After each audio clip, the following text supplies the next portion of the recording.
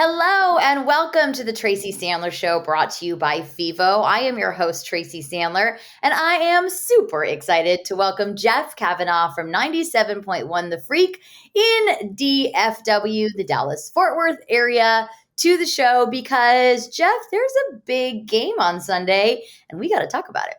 I had heard that, yes. Hello. Thanks for having me. Absolutely. Yeah, it seems to be like kind of a big deal. Division round playoffs between the San Francisco 49ers and the Dallas Cowboys. It is the final game of the divisional round weekend. I'm not sure I'm saying that right, but I think that is. It is the final game of the weekend. I think probably one of the more anticipated games of the weekend. We'll start with Kansas City and Jacksonville, and then it'll be Philadelphia and the Giants, Buffalo and Cincinnati, and then it is the 49ers and the Cowboys, a very old school rivalry, a rematch of last season. Jeff, what should 49ers fans be scared of in this Cowboys team?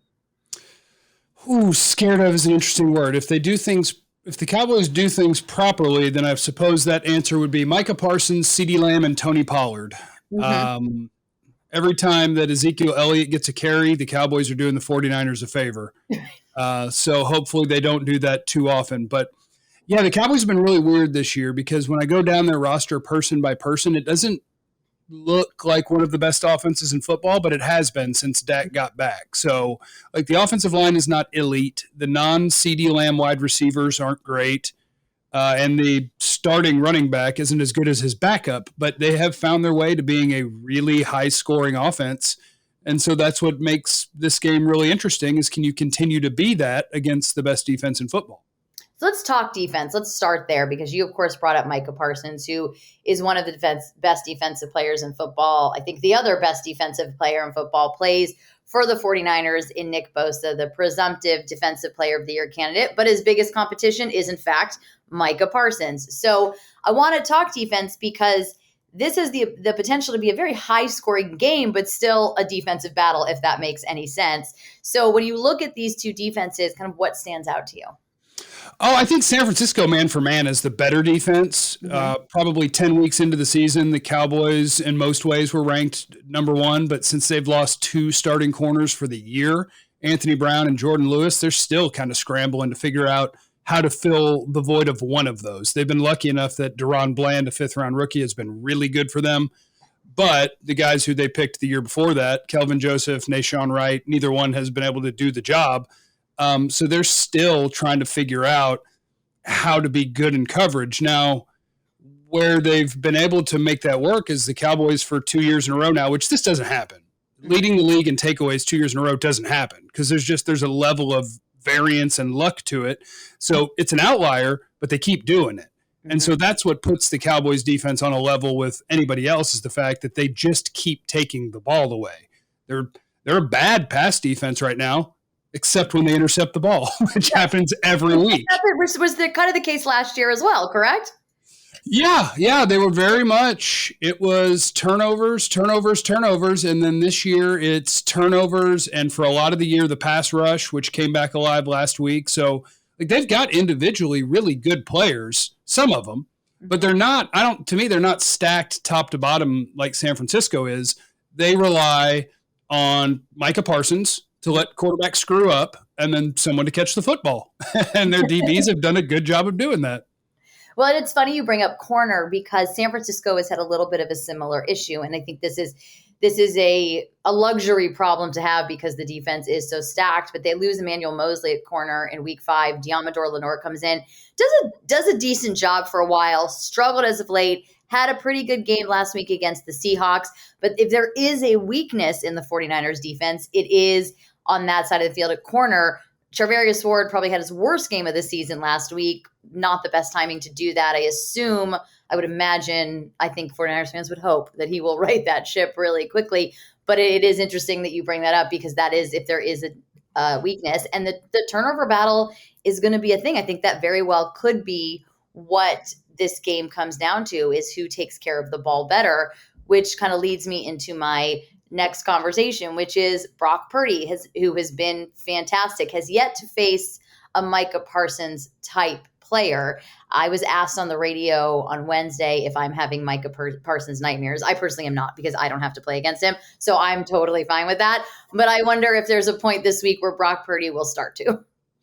Yeah, and that one's, to me, that's one of the best matchups in the game today on the radio. When we were talking about the matchup I'm most looking forward to is actually the matchup that I hope the Cowboys avoid, because so many people in the sports world have a lot of pride. And like you said, you're not scared because you're not playing. Mm-hmm. I have no pride because I'm not playing. Right. So I don't want to know, can Micah Parsons beat Trent Williams? I don't want to know. I want to know if he can beat Mike McGlinchey. I want to go somewhere else because that matchup is probably the best left tackle in football against the guy with the highest pass rush win rate in the league this year. Mm-hmm. And that would be a great matchup. I don't want it. I would rather go after Mike McGlinchey and see if you can get it done that way. And it'll be interesting to see what the Cowboys decide to do about that. Yeah, and Micah plays more on the defensive right side than he does the left, but they will move him around. And I would imagine against a team that is going to want to run the ball as much as San Francisco, Micah may get a decent number of snaps playing linebacker as well, as opposed to playing on the edge. So that's the one fun part each week for the Cowboys is, what is Micah doing? And most weeks, almost every week, he's been playing mostly on the edge this year, as opposed to splitting time as a rookie. But I do think this is the sort of game when you're talking rookie quarterback, creative, good run game, where they may play him off the ball some and say, hey, look, it's going to be incredibly important on early downs. You need to tackle the running back. We're not worried about rushing the quarterback. We're worried about who has the ball. Is it Deebo? Is it McCaffrey? Is it Mitchell? Where is the ball going? And Micah, you chase them. So seeing where he lines up will be interesting. So let's talk run game. So I've now, as we're talking, decided to just divide this up into little sections. We've gone defense. Let's talk the running game, because you brought up Tony Pollard earlier and how he's the quote-unquote backup running back who's been more effective than Zeke. And then on the 49ers side of the ball, they have Christian McCaffrey. They have a pretty fresh Elijah Mitchell. Of course, they have the ability to use Deebo as a running back, everyone's favorite wide back, as I like to call him. So I think the running game becomes pretty much a huge part of both of these offenses to get them going and maybe take some pressure off both the quarterbacks. Yeah, and what's wild is I was looking at today, and I believe if you go by EPA per play, that the Cowboys had a really, really, really good run defense. And watching them, it didn't feel that way. It's funny how that can happen. I think they just kind of alternate between, because the Cowboys, I think what they do is they got so obsessed with how good they were rushing the passer that everybody just starts taking risks trying to get into the backfield. Uh-huh. So they got gashed a lot, but then they would have a -3, and then they would have a -2. And so it worked out that the Cowboys have a really good run defense. I think that the 49ers have a really good run defense. And the Cowboys' offensive line pass blocks better than they run block.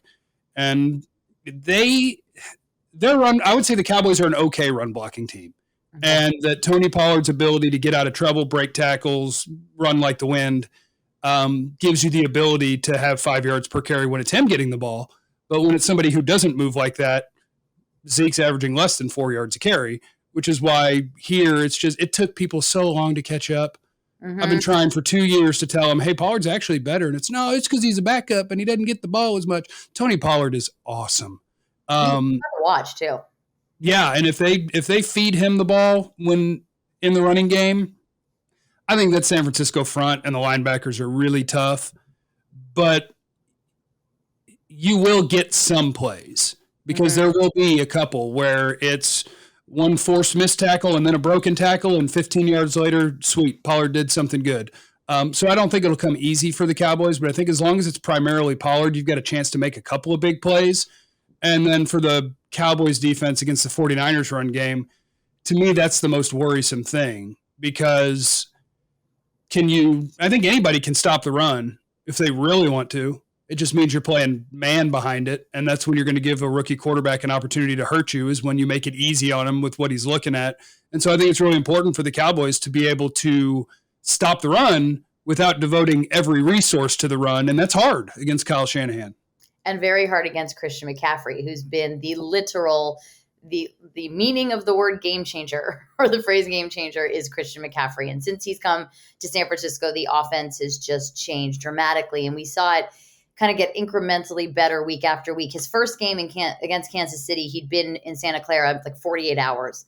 He did not play much, but when he played, you were like, yep, this guy, he's different. There's something different here. And then week after week. And that becomes the major X factor, because to your point, if all of the resources are focused on stopping Christian McCaffrey, then you have Deebo Samuel, Brandon Ayuk, George Kittle, Jawan Jennings open for a quarterback who's been very good at finding who is available and who is open and extending plays. And so that will become very interesting. To me, Christian McCaffrey does become the X factor in this game, because I don't think that the Cowboys, and you can correct me if I'm wrong because you know them better than I do, but I don't think they have a player on offense that has quite that ability and of quite that caliber to just be able to change a game. And that's taking nothing away from Pollard or CeeDee Lamb, who is an incredible wide receiver, but Christian McCaffrey is just different.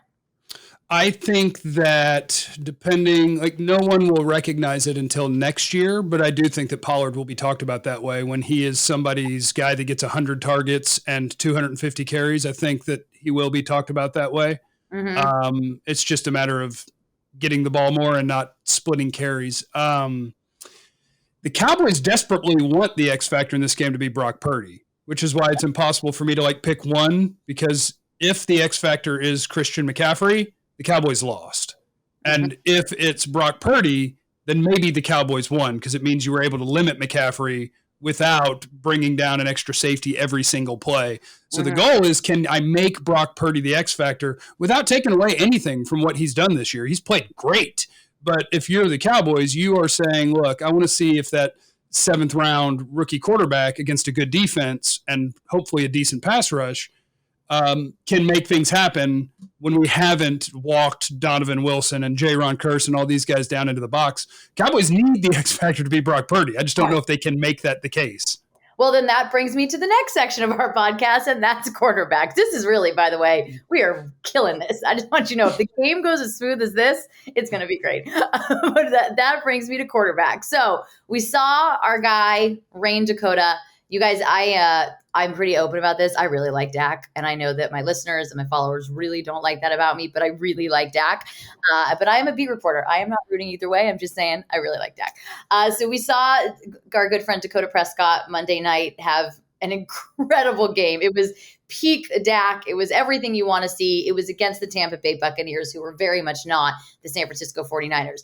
Other times this season, of course, and going into the end of the season, the issue was interceptions, and he was throwing a lot of them. We've seen Brock Purdy, as you said, the 7th round rookie who has played so well, who's been, and I was saying earlier, able to evade tacklers. Like Deebo Samuel called him slippery, and I think that's a really good way to describe him, and really extend plays. And I can't tell you week after week how many touchdowns he's asked, was that your first read? And he's like, no, it was my third.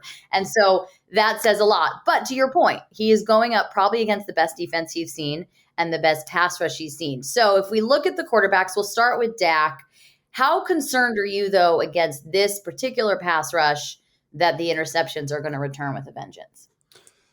I think it's always possible. And the reason I think it's always possible is Dak led the league in interceptions because Dak has one wide receiver that can get open. And fortunately, you'll have a lot of fans who are like, he threw 15 interceptions, he sucks. Like, if you're the quarterback for the Cowboys, life's hard. A lot of fans are just going to be ridiculous.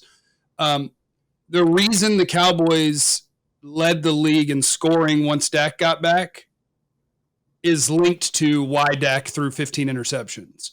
Okay. Because despite having Noah Brown and Michael Gallup, and those two guys are in the bottom tier in the NFL this year in terms of separation per route, and Dak is playing aggressive football. He's making the throws. And doing that is why they went from a team when Cooper Rush played for 5 games. If you got to 3rd down and 5, your drive was over. At 3rd down and 12 now, Cowboy drives aren't over because Dak is going to take his shot, and it's led to big plays, a bunch of points, and then some contested balls that get tipped and intercepted. And I live with that. Now, can it be the difference in a game? For sure. But I think that's the way that Dak has to play. Otherwise, you ain't scoring points. Right. They're not going to score a bunch of points if on 3rd and 7 he's afraid to throw into a tight window, because every target he's throwing to except one in CD isn't great at separating. And so I actually think this has been some of the most impressive work Dak has done in his career. And some people are going to look at it and say, oh, he hasn't had a good year. I think he's had a great year.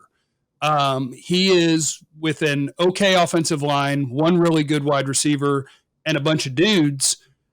led the team that scored the most points. So I think Dak's been great this year, and the interceptions are just a part of he ain't letting drives end just because it's third and long. He's making the throws.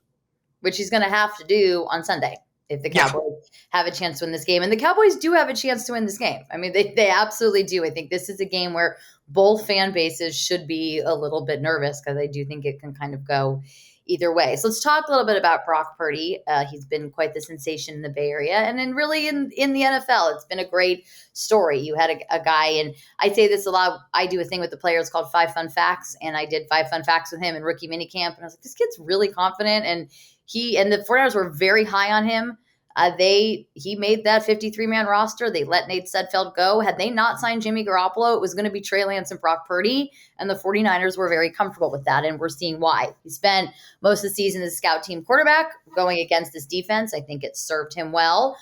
But as I said earlier, this is the best defense and pass rush he's going to face. I think we saw in the wild card in the beginning of the game, maybe a few nerves, maybe a little bit of like, oh, wow, this is the playoffs and this is a big deal. But for the most part, and maybe I'm just wrong on this and I've been with this team every day for too long, I don't see him just falling apart. I think, and I've said this before, I think I said this the other day on this exact podcast, is when Brock Purdy showed me who he really was the December 15th game against the Seahawks, Thursday Night Football. He comes in hurt on 4 days rest in one of the tougher stadiums to play in against a division rival, and they win the game, and he plays well. And there was one touchdown to George Kittle that was absolutely unbelievable. You would not have known he was dealing with a rib and oblique injury. So I don't know that that's going to be a factor. Maybe I'm wrong. Maybe I'm being naive on that. I don't know that that's going to be a factor. But from someone who's not with this team every single day, what do you think on that? I think if you're the Cowboys, and this is, again, there's a fine line, right? When you talk about what might aid a guy playing well versus, oh, you're saying you think he's not good because of, like, the 49ers with Purdy playing, on average, when you take all the teams they've played, it averages being about the 24th best defense in football. So I think that helps, but also you don't get to take away the credit from a quarterback for playing really good football. He's played really good football. He's a pretty good athlete. He's making throws. I agree last week. Like, I haven't watched every Brock Purdy snap, but last week watching him play in the first half, I was like, ooh, that's a little skittish. We're missing some throws. And then in the second half, we're not. So it's, I think a lot of people in the NFL are jealous of San Francisco in that it is so wild that the offense is almost quarterback proof. Is there a chance that you found a good NFL quarterback in the 7th round? Sure. It happens from time to time. More often than not, the answer is like 2 years from now, Brock Purdy's probably not starting in the NFL, but it doesn't matter because for this week, it's just like, you have to prepare for an offense that Kyle Shanahan's so freaking smart. I think the number I saw was 49er receivers last week that were targeted averaged 5 yards of separation. Like that's the players, that's the scheme, and it's a quarterback who's just doing the job. And so it'll be up to the Cowboys to be better than the defense that they faced, get to him quicker, and try to force a 7th-round rookie into a bad decision or two, because I don't want to say that has to happen for the Cowboys to win. It's possible that in an even turnover margin game, or if nobody turns it over, that the Cowboys outscore the 49ers. But I think the more likely route to victory is that your quarterback outplays their quarterback and you force Brock Purdy into a mistake or two. And I'm saying that about a guy who hasn't thrown picks when the Cowboys guy has, but you just go into it and I say, okay, one of them I know is a really good NFL quarterback. And one of them I'm like, what are you doing? Where did you come from, and why are you playing so well? And so the Cowboys want the result of this game to be who played better, Dak or Purdy. And I think this game does come down to defense and the quarterbacks. That's it. And that might sound really simplistic, but I think that's it. That's what this will come down to. And those two things will probably go hand in hand. Like, no pun intended, because you get it like hand in hand, the defense, get the – okay. But these two things probably will go hand in hand. Which defense can force the quarterback to make mistakes? And that, I think, is what we're going to come down to. I mean, we haven't talked that much about Deebo Samuel and George Kittle and Brandon Ayuk and Juwan Jennings, their third down specialist, and Elijah Mitchell. I mean, there's so many weapons on this 49ers team that I think you're right, though. I think this is going to have to come down to turnovers. In the yak situation, the yards after the catch, for those of you who don't know the acronym, the yak situation in San Francisco is unbelievable. They call them the Yak Brothers, and they call them that for a reason, because they just yards after a catch are incredible. And they have just so many players who can do so many incredible things. So there's one other factor in this game that we haven't gotten to yet, and I wanted to end with that, and that you have mentioned it, but that is head coaching. And so okay. I thought you were going to say special teams, and I was going to go. I was going to say I got to go. You're like, well, no, I'm out. This is great. Thank you. No. I'm going to go head coaching. And I bring that up because I think Kyle Shanahan becomes an X factor in a game because, like you said, he is an incredible play caller, and he puts together an incredible scheme. So you have him against Mike McCarthy. So if it comes down to that, I think advantage San Francisco. Yeah, I do too. The one thing that I would say about Mike McCarthy is, because I live in Dallas and I do radio in DFW, Mike McCarthy, I think with a lot of fans, gets a really raw deal because people just look at, well, Kellen runs the offense, Quinn runs the defense, and Mike McCarthy doesn't look or talk like Jason Garrett did. Like, I'm very polished and squared away in Dallas. God, and he's more of a gruff, big guy. And so, like, there's a portion of the Cowboys fan base, and it's not a tiny portion, that kind of thinks he's an idiot.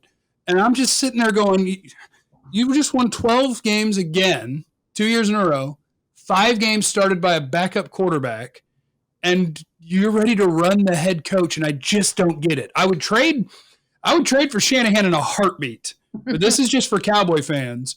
Chill out. They also think Kellen Moore's an idiot.